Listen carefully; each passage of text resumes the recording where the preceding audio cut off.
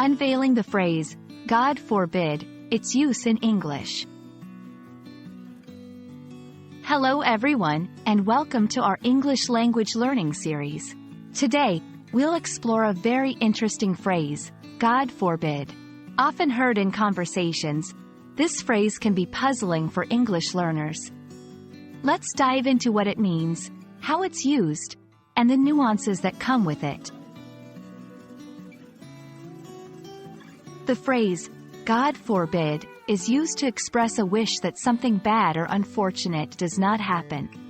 It's a short way of saying, may God prevent something from occurring. Originally, it had a strong religious connotation, but in modern usage, it's more of a figurative expression. When to use God forbid? God forbid is typically used in two main contexts. 1. Expressing concern. When someone is worried that something bad might happen, they might say, God forbid, to express their hope that it won't occur. 2. Showing sympathy. If someone is imagining a bad situation that could happen to another person, saying, God forbid, is a way to express empathy and concern for them. Examples in sentences. I always wear my seatbelt when driving. God forbid anything should happen. He's going for surgery tomorrow. God forbid there are any complications.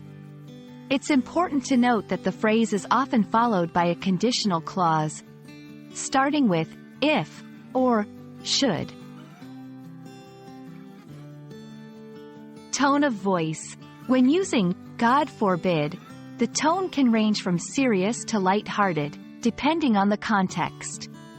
It can be a genuine plea or a form of exaggeration in casual conversation. Cultural sensitivity. While God forbid is a common phrase, be mindful that its religious origins might not be suitable for all audiences. In secular or professional settings, people might prefer to use alternatives like, let's hope not, or hopefully that won't happen. God forbid is a versatile phrase in the English language with a rich history. It can add depth to your conversations, but it's always good to understand the context and the audience. I hope this explanation helps you feel more confident in using God forbid. Then,